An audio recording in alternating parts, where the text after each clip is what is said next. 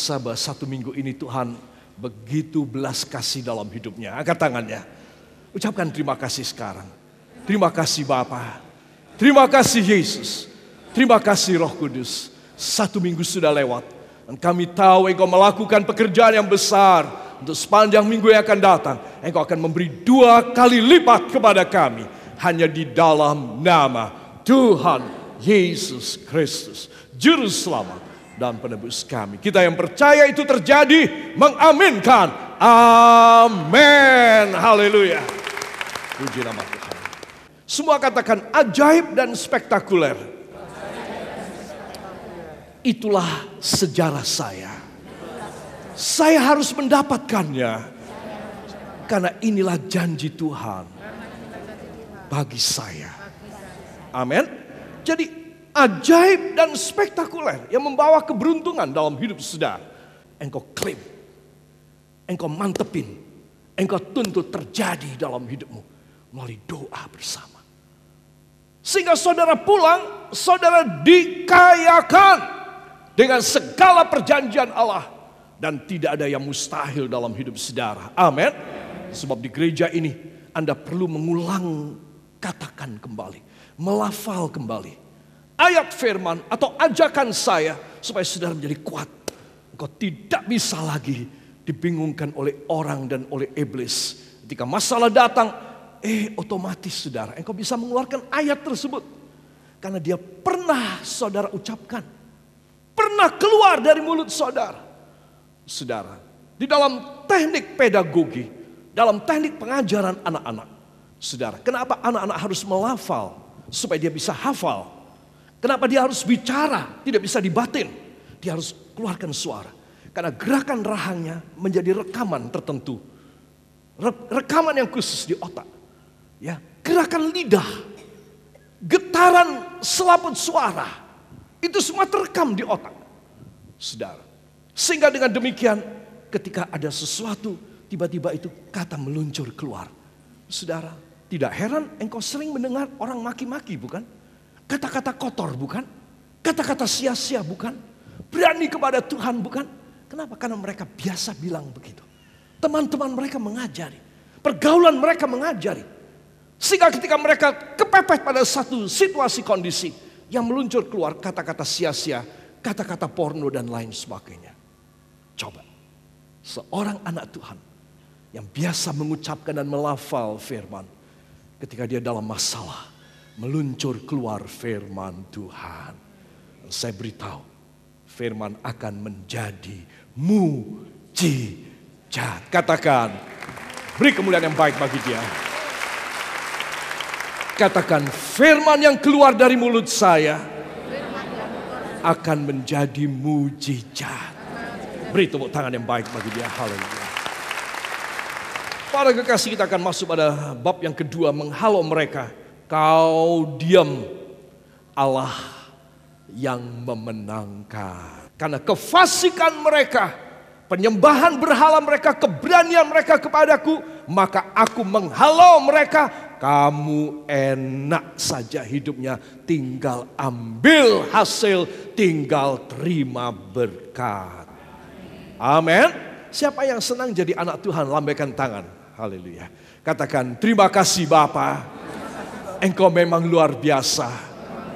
Engkau mengangkat saya, mencintai saya, membelain saya, dan menjamin saya seumur hidup saya, isi rumah tangga saya.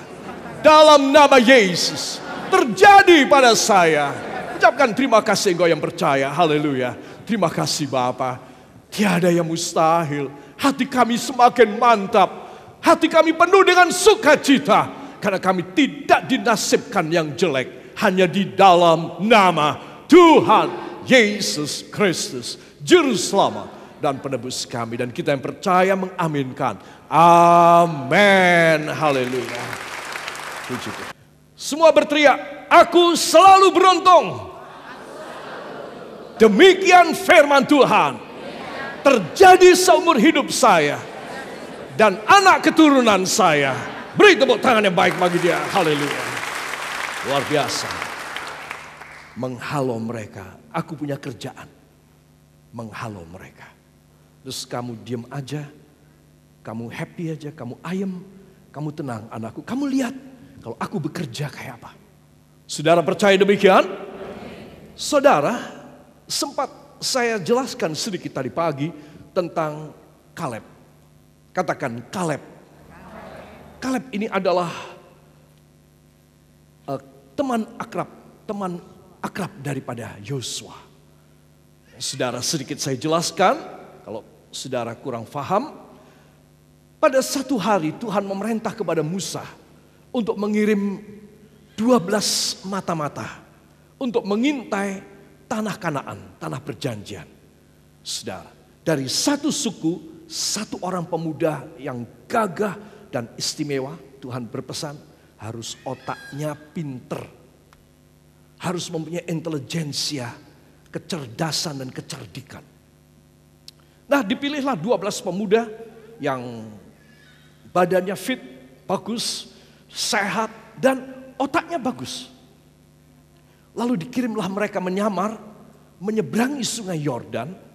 Sudah tentu mereka berenang, dan kemudian mereka mendarat di seberang, dan mereka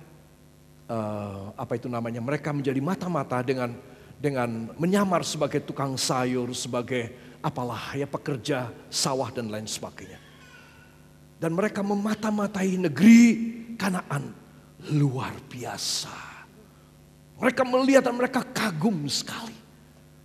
Peternakannya hebat, pertaniannya hebat, bangsanya makmur.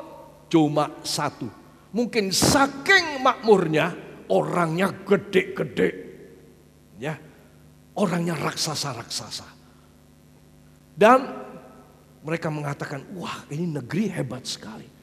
Tapi kita nggak mungkin deh masuk sini. Kita dilindes, ya, dijatuhi badannya saja, gepeng jadi dendeng kita. Ya, nah itu sebab setelah kira-kira 1 bulan mereka pulang. Mereka memberi laporan dengan membawa buah-buahan sayur-mayur yang dimensi dan size-nya besar-besar. Yang Israel tidak punya. Saudara. Dan mereka tiba depan Musa dan Harun. Dan 10 orang memberi kabar jelek. Mereka berkata, Bapak Musa dan Bapak Harun, kami sudah melihat memang itu negeri luar biasa. Ini kami bawa contoh sampel daripada hasil produk pertanian mereka. Tetapi Bapak, orangnya besar-besar. Kita itu seperti belalang. Seperti apa? Nah, kita ini seperti belalang Bapak. Jangan berani-berani masuk sana. Mendengar ini seluruh bangsa Israel, istimewa kaum wanitanya, pada menangis semua dan histeris semua. Saudara.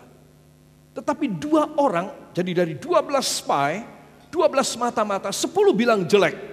2 orang ini Yosua dan Kaleb berkata, stop, jangan menangis. Memang mereka orang raksasa. Tetapi Tuhan beserta kita. Tetapi apa? Tuhan beserta kita. Jadi kita akan memites mereka. Ngerti ya? Kita akan memites mereka. Kita akan menginjak mereka seperti belalang. Saudara, 10 orang bilang kitalah belalangnya. 2 orang ini bilang, merekalah yang raksasa, itulah belalangnya. Kita akan menindas mereka, kita akan mengalahkan mereka, kita akan melindas mereka. Coba. Saudara, sekarang saya mau tanya, di hadirat Allah, berapakah yang dihargai oleh Tuhan? Berapa orang? Berapa? 2. Karena mereka memberikan laporan yang menguatkan hati. Stop, jangan menangis. Maka ini satu pelajaran, siapapun Anda, kalau kita ada dalam rumah kita atau dalam lingkup hidup kita, di dalam bisnis kita, di dalam profesi kita, dalam studi kita, dalam pergaulan kita, kalau engkau mendengar berita tidak baik, tolong di counter back. Engkau harus memberikan berita yang baik. Contoh, satu keluarga dalam keadaan tiba-tiba mendengar berita kematian dari salah satu anggota keluarganya, pasti menangis, pasti sedih, pasti kalut pikirannya, bisa-bisa salah tindak. Saudara sebagai anak Tuhan yang ada di sana harus mengcounter. Ya memang kematian adalah sesuatu yang mengerikan dan menyedihkan. Tetapi kita ingat firman Tuhan. Ya, ayo kita berdoa supaya Tuhan meredakan segala gejolak emosional, segala histeria karena sedih ditinggal, dan minta supaya Allah Roh Kudus masuk dalam hati kita. Wah, engkau hebat. Orang yang bisa mengcounter, orang yang bisa memberikan kebalikannya daripada semua keadaan yang runyam, keadaan yang tidak baik, adalah orang yang dicintai Tuhan. Amin. Itu sebab setiap kita akan diberkati. Beri tepuk tangan yang baik bagi dia. Haleluya. If you are in a situation and condition that is with turmoil, sadness, bad news, you must counter back and you must say a good news from God. The Bible with all the verses, and you will make everything will done, everything will be happy and merry heart. Itu sebab setiap kita harus mempunyai satu keyakinan. Kalau aku ada dalam keadaan yang susah dan sedih, aku gak boleh nambahi sedihnya. Aku harus keluarkan mereka dari kesedihan. Mereka harus menerima kebahagiaan dan pengharapan dari Allah. Amin. Saudara harus tetapkan diri saudara. Nah, saya bersama Anda melihat dua sekawan ini. Yosua dan siapa? Kaleb. Yosua dan Kaleb. Yosua lah yang dipilih oleh Allah untuk menjadi pengganti Musa. Yosua selalu berada di tempat yang lebih tinggi dari yang lain. Yosua selalu berjalan di depan yang lain. Yosua adalah orang yang berkenan untuk boleh menghadap hadirat Allah. Yang lain tidak boleh. Bagaimana dengan Kaleb temannya? Yang sama-sama berjasa, yang sama-sama membela nama Tuhan. Kaleb merendahkan diri dan memberi hormat kepada teman sepermainannya yang sekarang menjadi pimpinannya. Hebat sekali. Saudara, Kaleb merendahkan diri itu sebab dari sorga Tuhan berkata, ada Musa, ada Harun, ada Yosua, ada Kaleb. Tuhan bersuara. Dan kepada Kaleb, aku akan memberikan pegunungan Hebron. Memberikan apa? Pegunungan Hebron. Satu pegunungan yang panjang, ya gugus gunung. Dan semuanya tempat yang paling subur di dunia adalah di pegunungan Hebron. Itu untuk Kaleb. Yang satu dipermuliakan, punya jabatan. Yang satu tidak punya jabatan. Tetapi diberkati luar biasa. Amin. Semua katakan, Allah Bapa saya Maha Adil. Tidak pernah mengecewakan. Selalu memberi upah dan penghargaan dalam nama Yesus. Saya yakini. Ucapkan terima kasih engkau yang percaya. Terima kasih Bapa. Kami percaya apapun yang kami kerjakan, pembelaan kami, walau hanya dalam bentuk kata-kata saja, hanya dalam sedikit action saja yang positif kepadamu, engkau menghargainya. Ini membuat kami untuk selalu berbuat yang baik. Ini akan membawa kami selalu membela namamu Tuhan dan pekerjaanmu. Hanya di dalam nama Tuhan Yesus Kristus, Juru Selamat dan Penebus kami. Kita yang percaya mengaminkan. Amin. Beri tepuk tangan yang baik untuk yang percaya. Dalam Yosua 14 ayat 10 dan ayat 12. Ayat 10 Kaleb datang kepada Yosua. Ini orang luar biasa. Dia sudah menerima janji untuk dikasih pegunungan Hebron. Enggak dikasih-kasih. Dia menanti tahun demi tahun. Sampai 45 tahun menunggu. Pada hari ulang tahun dia yang ke-85. Saya teringat mami saya. Tahun ini umurnya 85 tahun. Pada umur hari ulang tahun, persis hari itu dia ulang tahun 85 tahun. Menghadaplah Kaleb dan memberi hormat kepada Yosua.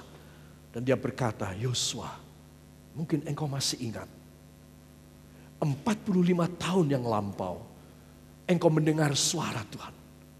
Bahwa aku diberi hadiah oleh Allah, pegunungan Hebron.